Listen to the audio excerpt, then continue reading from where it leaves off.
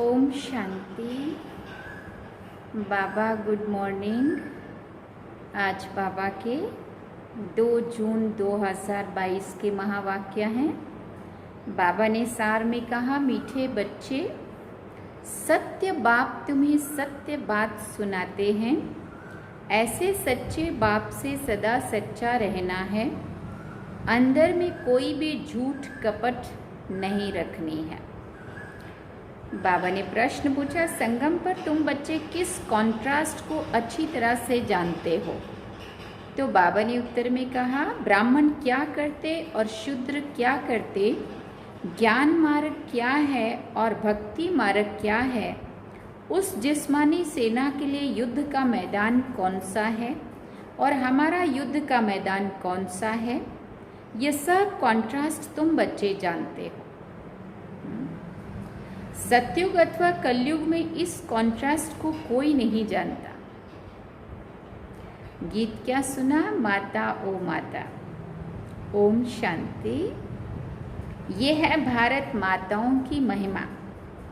जैसे परमपिता परमात्मा शिव की महिमा है, सिर्फ एक माता की महिमा तो चल ना सके, एक तो कुछ कर ना सके, जरूर सेना चाहिए ना। सेना बिगर काम कैसे चले? शिव बाबा है एक, वो एक ना हो तो माताएं भी ना हो, ना बच्चे हो, ना ब्रह्मा कुमार और कुमारियां हो। मेजॉरिटी माताओं की है, इसलिए माताओं को ही महिमा दी गई है। भारत माताएं जो शिव शक्ति गुप्त सेना है और अहिंसक है, कोई भी प्रकार की हिंसा नहीं करती हैं। हिंसा 2 प्रकार की होती है, एक है काम कटारी चलाना, दूसरी है गोली आदि चलाना, क्रोध करना, मारना आदि। इस समय जो भी जिस्मानी सेनाएं हैं वो दोनों हिंसा करती हैं। आजकल बंदूक आदि चलाना माताओं को भी सिखाते हैं। वो है जिस्मानी सेना की माताएं और ये है रूहानी सेना की दैवी संप्रदाय वाली माताएं। वो कितनी ड्रिल आदि सिखाती हैं। तुम शायद कभी मैदान में गए भी ना हो। गए तो हम भी हैं, लेकिन हमने योगा सिखाने गए हैं, है ना। बाबा ने कहा तुम तो शायद ग्राउंड में मैदान में गए भी ना हो। बाकी उन्हों की तो प्रेयर जबरदस्त होती है। बाबा कहते हैं वो बहुत मेहनत करते हैं, काम विकार में भी जाते हैं। ऐसे कोई मुश्किल होंगे जो शादी नहीं करते होंगे, उस मिलिट्री में भी बहुत सीखते रहते हैं। छोटे छोटे बच्चों को भी सिखाते हैं। वो भी सेना है, ये भी सेना है। सेना का तो गीता में अच्छा ही विस्तार लिखा हुआ है, परंतु प्रैक्टिकल में क्या है ये तो तुम बच्चे जानते हो कि हम कितने गुप्त हैं। शिव शक्ति सेना क्या करती है, विश्व का मालिक कैसे बनते हैं, इसको कहा जाता है युद्ध स्थल। तुम्हारा युद्ध का मैदान भी गुप्त है। मैदान इस मांडवे को कहा जाता है। आगे माताएं युद्ध के मैदान में नहीं जाती थी, अभी यहाँ से पूरी भेंट होती है। दोनों सेनाओं में माताएं हैं, उनमें मेजॉरिटी पुरुषों की है, यहाँ मेजॉरिटी माताओं की है। बाबा आज दोनों सेनाओं का वो टैली कर रहे हैं। उन सेनाओं में पुरुष ज़्यादा होते हैं, माताएं कम होती हैं, और इस सेना में, रूहानी सेना में माताएं ज़्यादा हैं और भाई कम है। कॉन्ट्रास्ट है ना। ज्ञान मार्ग और भक्ति मार्ग का ये लास्ट कॉन्ट्रास्ट है। सतयुग में कॉन्ट्रास्ट की बात ही नहीं होती है। बाबा आकर कॉन्ट्रास्ट बताते हैं, दोनों में क्या अंतर है, क्या फ़र्क है, बाबा बताते हैं। ब्राह्मण क्या करते और शूद्र क्या करते हैं, दोनों ही यहाँ युद्ध के मैदान में है। सतयुग व कलयुग की बात नहीं है, ये है संगम युग की बात। तुम पांडव संगम युगी हो, कौरव है कलयुगी। उन्होंने कलयुग का टाइम बहुत लंबा कर दिया है, इस कारण संगम का उन्हों को मालूम ही नहीं है। धीरे धीरे ये ज्ञान भी तुम्हारे द्वारा समझेंगे। तो एक माता की महिमा नहीं है, ये है शक्ति सेना। ऊंचे से ऊंचा भगवान एक है और तुम हूबहू कल पहले वाली सेना हो। इस भारत को दैवी राजस्थान बनाना ये तुम्हारा ही काम है। तुम जानते हो पहले हम सूर्यवंशी थे, फिर चंद्रवंशी वैश्यवंशी बने, परंतु महिमा सूर्यवंशी की ही करेंगे। हम पुरुषार्थ ही ऐसा कर रहे हैं जो पहले सूर्यवंशी अर्थात स्वर्ग में आए। सतयुग को स्वर्ग कहा जाता है। त्रेता को वास्तव में स्वर्ग नहीं कहा जाता। कहते भी हैं फलाना स्वर्ग पधारा, ऐसे तो नहीं कहते फलाना त्रेता में सीताराम के राज्य में गया। भारतवासी जानते हैं कि ये वैकुंठ में श्री कृष्ण का राज्य था, परंतु श्री कृष्ण को भी द्वापर में ले गए हैं। मनुष्यों को सत्य का पता ही नहीं है। सत्य बताने वाला सतगुरु कोई उनको मिला ही नहीं है। तुमको मिला है, बाबा कह रहे। वो सब सच बताते हैं और सच्चा बनाते हैं। बच्चों को कहते हैं बच्चे तुम कभी भी झूठ कपट नहीं करना, तुम्हारा कुछ भी छिपा नहीं रहेगा। जो जैसा कर्म करते हैं ऐसा पाते हैं। बाप अच्छे कर्म सिखाते हैं। ईश्वर के पास कोई का विकर्म छिप नहीं सकता है। कर्म भोग भी बहुत कड़ा होता है।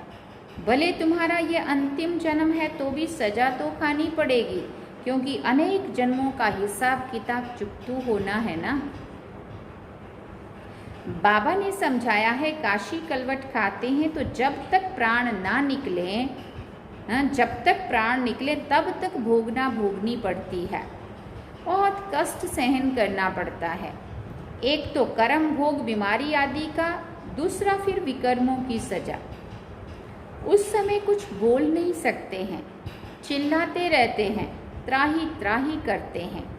पाप आत्माओं को यहाँ भी सजा और वहाँ भी सजा मिलती है। सतयुग में पाप होता ही नहीं है। ना कोर्ट और ना मजिस्ट्रेट होते हैं, ना गर्भ जेल की सजा होती है। वहाँ गर्भ महल होता है। गर्भ में भी वो कष्ट बच्चे को नहीं भोगना पड़ता, देखना पड़ता। दिखाते भी है पीपल के पत्ते पर श्री कृष्ण अंगूठा चूसता हुआ आया। वो गर्भ महल की बात है। सतयुग में बच्चे बड़े आराम से पैदा होते हैं। आदि मध्य अंत सुख ही सुख है। इस दुनिया में आदि मध्य अंत दुख ही दुख है। अभी तुम सुख की दुनिया में जाने के लिए पढ़ रहे हो। ये गुप्त सेना वृद्धि को पाती रहेगी। जितना जो बहुतों को रास्ता बताएंगे वो ऊंच पद पाएंगे। मेहनत करनी है याद की। बेहद का वर्षा जो मिला था वो अब गंवाया है, अब फिर से पा रहे हैं। लौकिक बाप पारलौकिक बाप दोनों को याद करते हैं। सतयुग में एक लौकिक को याद करते पारलौकिक को याद करने की ज़रूरत नहीं होती है। वहाँ सुख ही सुख है। ये ज्ञान भी भारतवासियों के लिए है और धर्म वालों के लिए नहीं है। परंतु जो और धर्मों में कन्वर्ट हुए हैं, है वो इस सनातन देवी देवता कुल की आत्माएं हैं, लेकिन वो दूसरे धर्मों में कन्वर्ट हुई हैं। दूसरे धर्मों में कुछ जन्मों से चली गई हैं।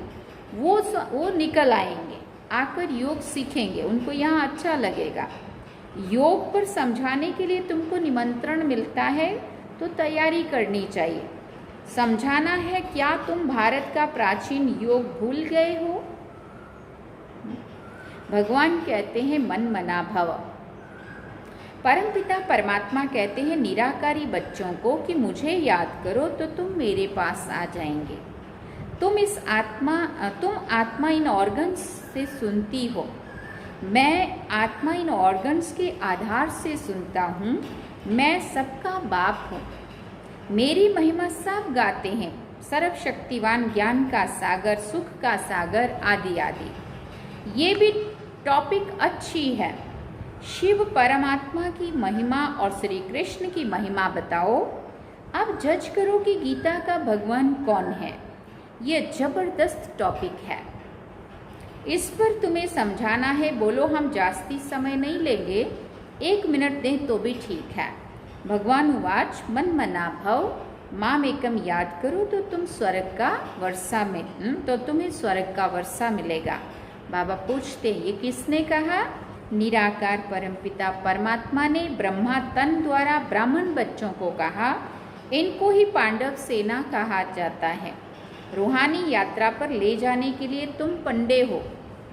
बाबा ऐसे देते हैं निबंध लिखने को देते हैं, उनको फिर कैसे रिफाइन करके समझाएं, सो बच्चों को ख्याल करना है। बाप को याद करने से ही मुक्ति, जीवन मुक्ति का वर्षा मिलेगा। हम ब्रह्मा कुमार और कुमारियां हैं। वास्तव में तुम भी हो, परंतु तुमने बाप को नहीं पहचाना है, ऐसा उनको समझाना है। तुम बच्चे अभी परमपिता परमात्मा द्वारा देवता बन रहे हो। भारत में ही श्री लक्ष्मी श्री नारायण का राज्य था। छोटे छोटे बच्चे बुलंद आवाज से बड़ी बड़ी सभा में समझाएं तो कितना प्रभाव पड़ेगा ना। समझेंगे, ज्ञान तो इनमें है। भगवान का रास्ता ये बताते हैं। निराकार परमात्मा ही कहते हैं, हे आत्माएं मुझे याद करो तो तुम्हारे विक्रम विनाश होंगे। गंगा स्नान, तीर्थ आदि जन्म जन्मांतर करते करते पतित ही बनते आए। भारत की ही चढ़ती कला उतरती कला है। बाप राजयोग सिखलाकर चढ़ती कला अर्थात स्वर्ग का मालिक बनाते हैं, फिर माया रावण नरक का मालिक बनाती है, तो उतरती कला कहेंगे ना। जन्म बाय जन्म थोड़ी थोड़ी उतरती कला होती जाती है। ज्ञान है चढ़ती कला, भक्ति है उतरती कला। कहते भी हैं भक्ति के बाद फिर भगवान मिलेगा, तो भगवान ही ज्ञान देंगे ना। वही ज्ञान का सागर है। ज्ञान अंजन सतगुरु दिया, अज्ञान अंधेर विनाश। सतगुरु तो एक परमपिता परमात्मा ही है। महिमा सतगुरु की है, ना कि गुरु की। गुरु लोग तो ढेर हैं, सतगुरु तो एक है। वही सदगति दाता, पतित पावन, लिबरेटर भी कहा जाता है।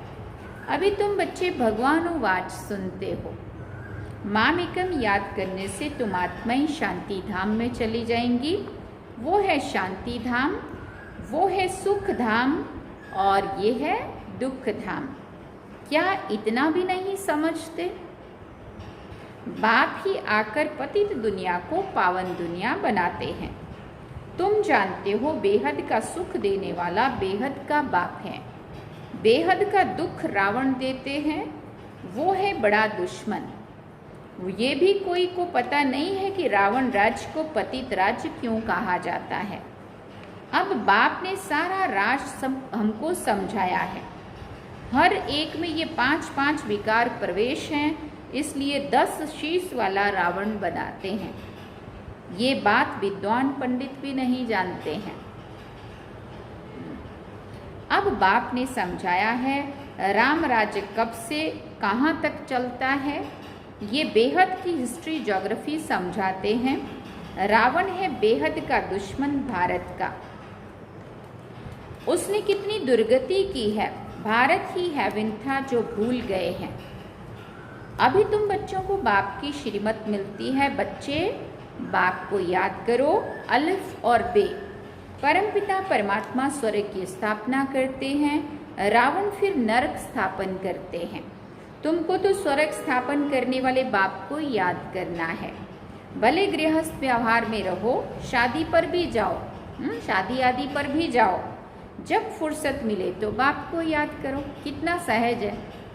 शरीर निर्वाह अर्थ कर्म करते हुए जिसके साथ तुम्हारी सगाई हुई है उसे याद करना है। किसके साथ सगाई हुई है? शिव बाबा, है ना। जब तक उनके घर जाएं तब तक भले तुम सब कर्तव्य करते रहो, लेकिन बुद्धि से बाप को भूलो नहीं।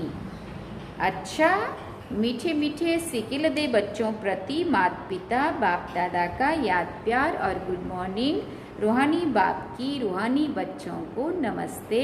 हम रूहानी बच्चों की रूहानी माता पिता बाप दादा को दिलवा चांद सिकवा प्रेम से याद प्यार, गुड मॉर्निंग, नमस्ते, थैंक यू बाबा, शुक्रिया बाबा। अब धारणा के लिए मुख्य सार है। पहला पॉइंट, सजाओं से छूटने के लिए अपने सब हिसाब किताब चुकतू करने हैं।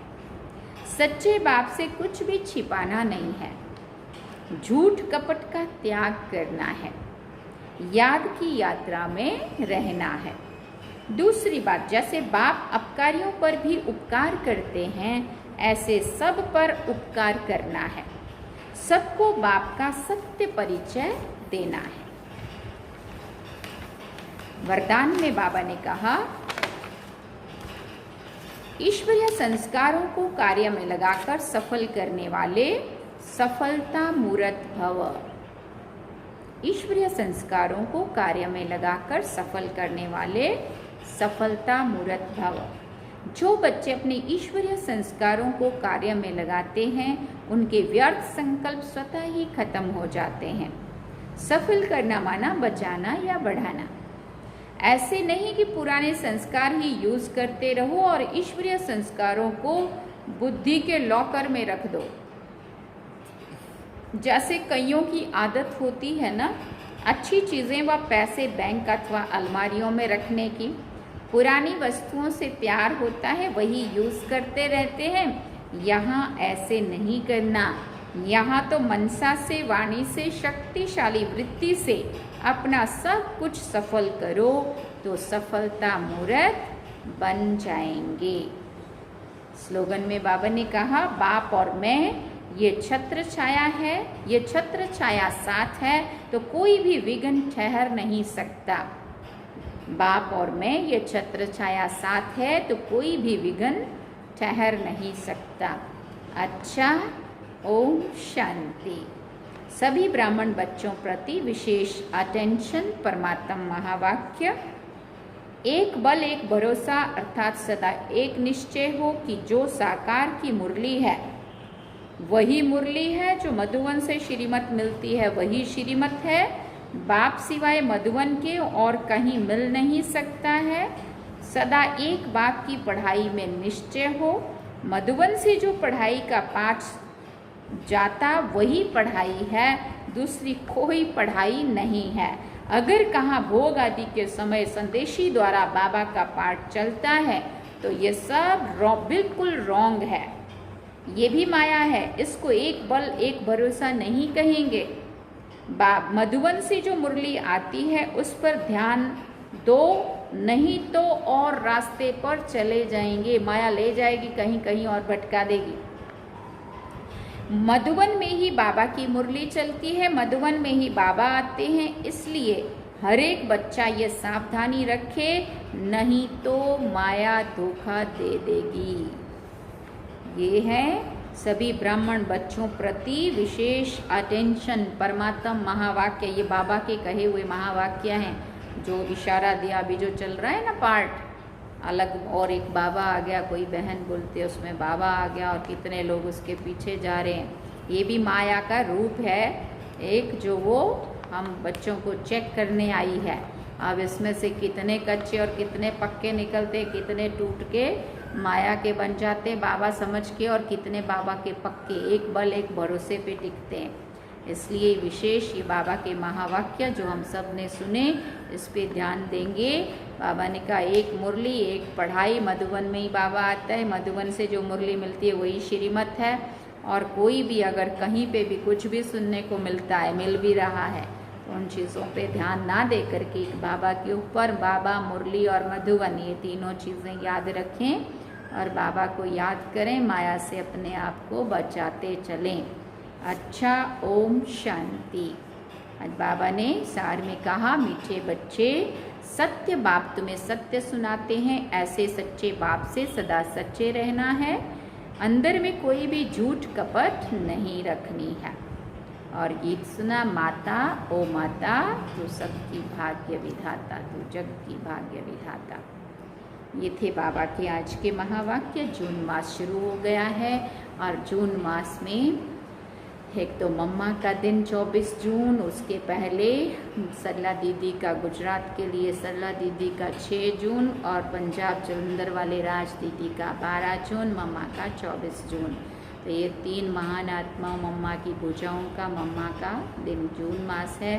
और वैसे भी दिव्यता संपन्न वर्ष चल रहा है, तो इसमें हम सभी का जो पुरुषार्थ है वो सब जो भी हमें जो उनकी तरफ से मिला हुआ है वो सभी हम कर रहे हैं और करेंगे साथ साथ। और जो भी और सेवाएं भी मिल रही हैं वो भी सेवाएं भी बहुत सारी, आज़ादी का अमृत महोत्सव भी चल रहा है वो भी करना है, ये भी करना है। अभी 5 तारीख को एनवायरनमेंट डे माना, पर्यावरण दिवस वो भी मनाएंगे, है ना। 5 जून को हमने मीडिया का भी एक, पत्रकारों का भी एक कार्यक्रम रखा है। तो ऐसे ऐसे पूरा जून बहुत बिजी है। तो हम सभी बाबा को अब याद करेंगे। ओम शांति।